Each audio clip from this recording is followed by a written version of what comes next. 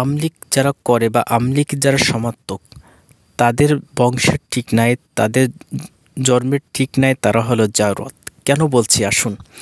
একদল নেতা আছে যারা বলবেন, দেখবেন শেখ হাসিনাকে পিতা বলবে, বাপ বলবে এবং শেখ হাসিনাকে মা বলবেন। আসুন এই বিষয়টা নিয়ে আলোচনা করি। শেখ হাসিনা এবং শেখ মুজিবরের বিয়ে হয়েছে, এর কোনো ভিডিও ফুটেজ বা এটার স্পষ্ট বক্তব্য শেখ মুজিবরও দিয়ে যায় না, শেখ হাসিনাও এখনো দেন নাই।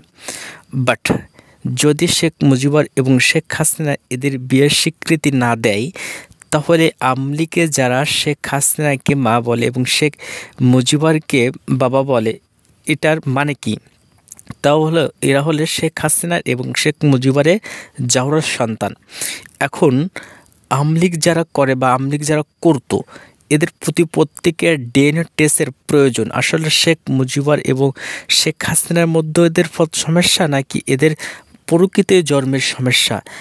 এখন আমি 100% গ্যারান্টি দিয়ে বলতে পারি, যারা আমলিক করতো বা আমলিকের সমর্থক এখনও রয়েছেন, এদের বাপের সাথে মায়ের সাথে এবং নিজের সাথে ডিএনএ টেস্ট যদি করে, মায়ের সাথে এবং সন্তানের ডিএনএ টেস্ট মিললেও বাপের সাথে এদের ডিএনএ টেস্ট মিলবে না। এটা 100% গ্যারান্টি। কারণ যারা আমলিক করে তাদের ডিএনএ টেস্ট করলে বাপের সাথে কেন মিলবে না? যাদের বাপের বৈধ সন্তান তারা কখনোই আমলিকের মতন বা শেখ মুজিবর এবং শেখ হাসিনার মতন কুলাঙ্গারদের দল কখনোই করতে পারে না। এখন এই মুহূর্তে আমার এই ভিডিওটা যারা দেখছে, কেউ বলতে পারবেন যে শেখ মুজিবরের নানাকে?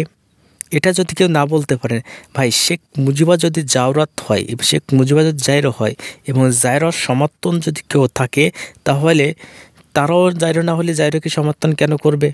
ভিডিওটা ভালো লাগলে চ্যানেলটাকে সাবস্ক্রাইব করে রাখবেন এবং ফেস থেকে যারা দেখছেন ফেসটাকে